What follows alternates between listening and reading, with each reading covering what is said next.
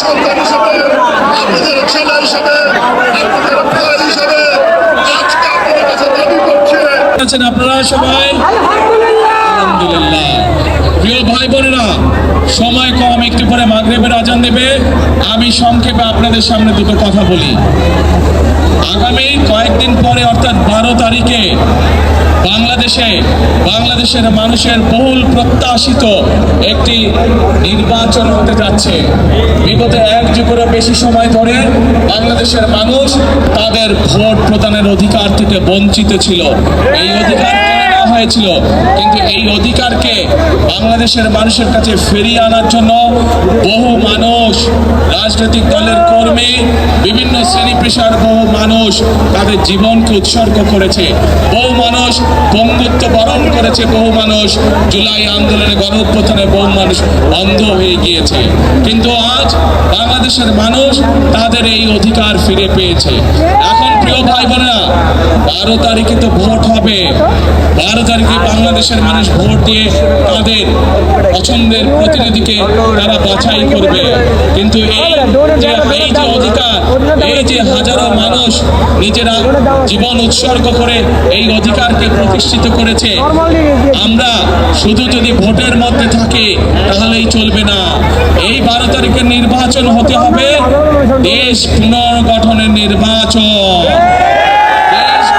নির্বাচন মানুষের ভাগ্যের পরিবর্তনের নির্বাচন হতে হবে। এটি দেশের ভাগ্যের পরিবর্তনের নির্বাচন হতে হবে।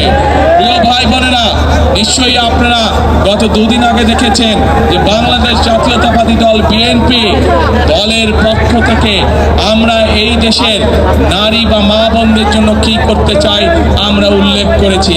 আপনারা নিশ্চয়ই দেখেছেন যে আমাদের দলের ম্যানিফেস্টোতে আমরা উল্লেখ করেছি আমরা এই দেশের ছাত্র সমাজের জন্য কি করতে চাই। আমরা আমাদের ম্যানিফেস্টোতে উল্লেখ করেছি যে আমরা কিভাবে বাংলাদেশের লক্ষ কোটি যে বেকার আছে সেই বেকারদের কর্মসংস্থার ব্যবস্থা করতে চাই। আমরা উল্লেখ করেছি কিভাবে আমরা আমাদের দেশের মানুষের কাছে স্বাস্থ্য সেবা পৌঁছে দিতে চাই। প্রিয় ভাই বোনেরা, এই পরিকল্পনাগুলোকে যদি সফল করতে হয় তাহলে আজকে ধানের শীষের পক্ষে আমি আপনাদের কাছে ভোট চাই। আজ এই নির্বাচনী জনসভায় আমি হয়তো আমার রাজনৈতিক প্রতিপক্ষ সম্পর্কে আপনাদের সামনে অনেক কথা বলতে পারতাম, কিন্তু আমি সেই বিতর্ক, সেই সব কথায় যেতে চাই না। কারণ আমি হয়তো সেই সব কথা বলতে পারি, কিন্তু সেই সব কথা যদি বলি তাহলে কি এলাকার মানুষ বা দেশের মানুষের কোনো উপকার হবে? কোনো উপকার হবে না। দেশের মানুষ জানতে চায় যে বিএনপি বা অন্য রাজনৈতিক দল দেশ গঠনে কি কি পরিকল্পনা করতে চায়, মানুষের ভাগ্যের পরিবর্তনে কি কি পরিকল্পনা করতে চায়। প্রিয় ভাই বোনেরা, আমরা দেশের যে জনসংখ্যা তার অর্ধেক নারী। আপনারা জানেন দেশনেত্রী খালেদা জিয়া যতবার দেশ পরিচালনার সুযোগ পেয়েছেন উনি চেষ্টা করেছেন দেশের নারীদেরকে শিক্ষা ব্যবস্থা, আমরা আমাদের শিক্ষিত ছেলেদেরকে, শিক্ষিত মেয়েদেরকে আমরা ভাষা শিক্ষা সহ বিভিন্ন বিষয়ে ট্রেনিং দিতে চাই, যার মাধ্যমে তারা হয় নিজের ব্যবসা বাণিজ্য শুরু করতে পারবে অথবা বিদেশে কর্মসংস্থান ব্যবস্থা করে বিদেশে যেতে পারবে। প্রিয় ভাই বোনেরা, যারা বিদেশে যায়, আমাদের ছেলেরা যারা বিদেশে যায়, আমরা দেখেছি অনেক দুস্থ পরিবার তারা জমি জমা করে বিক্রি করে বিদেশে যায়।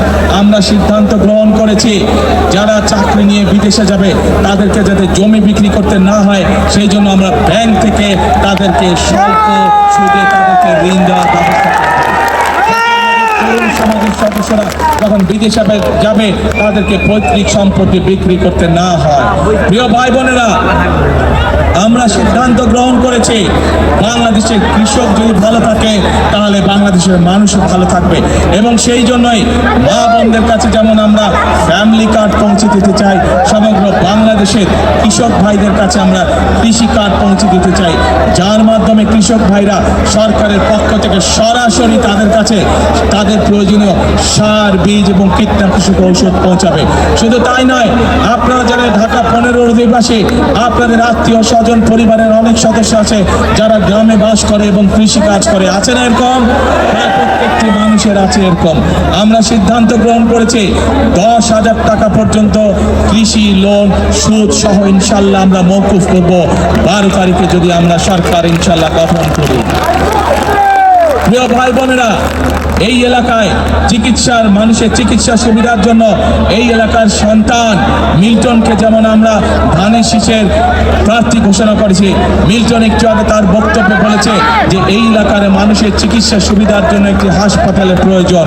আমরা সারা বাংলাদেশের মানুষের কাছে আমরা গ্রামে গ্রামে চিকিৎসা সুবিধা পৌঁছে দেবার জন্য আমরা হেলথ কেয়ার নিযুক্ত করতে চাই, যারা গ্রামে গ্রামে যাবে, বিশেষ করে মা বোনদেরকে তারা চিকিৎসা সুবিধা দিবে। এই এলাকার মানুষের প্রয়োজনের জন্য আমরা ইনশাআল্লাহ মিল্টন যে দাবি করেছে সরকার গঠন করলে আমরা সেই হাসপাতাল পর্যায়ক্রমিকভাবে এখানে আমরা স্থাপন করব। এই এলাকার মানুষের আরেকটি বড় সমস্যা আছে, 100 ফিটের যে রাস্তাটির কথা এখানে মিল্টন উল্লেখ করেছে, এই প্রক্রিয়াটি দেশনেত্রী খালেদা জিয়ার সরকারের সময় শুরু হয়েছিল, কিন্তু বিগত স্বৈরাচারের সময় এ ব্যাপারে কোনো পদক্ষেপ নেওয়া হয় নাই। যেহেতু দেশনেত্রী খালেদা জিয়া এই কাজটি শুরু করেছেন, আজ এই মানুষগুলোর সামনে আমি বলে যেতে চাই যে ইনশাল্লাহ 12 তারিখে বিএনপি সরকার গঠন করলে যত দ্রুত সম্ভব আমরা সেই 100 ফিট রাস্তার কাজ শুরু করব এলাকার মানুষের চলাচলের জন্য। প্রিয় ভাই বোনেরা, আমি একটু আগেই আপনাদের সামনে বলেছি সংক্ষেপে আমি কিভাবে বিএনপি আগামীতে সরকার গঠন করলে দেশ এবং দেশের মানুষের ভাগ্যের পরিবর্তনের কাজ করবে তার কথা আপনাদের সামনে তুলে ধরেছি। প্রিয় ভাই বোনেরা, আমরা দেশের নারীদের জন্য পরিকল্পনা গ্রহণ করেছি কিভাবে দেশের নারীদেরকে আরো ক্ষমতায়ন করা যায়। আমরা দেশের কৃষকদেরকে কিভাবে অর্থনৈতিক যাতে অর্থনৈতিক মেরুদণ্ড শক্তিশালী করা যায় সেই পরিকল্পনা গ্রহণ করেছি। দেশের মানুষের স্বাস্থ্য সেবা কিভাবে পৌঁছে দিতে পারবো সেই পরিকল্পনা গ্রহণ করেছি। দেশের তরুণ যুবক সমাজের সদস্য যারা ছেলে হোক মেয়ে হোক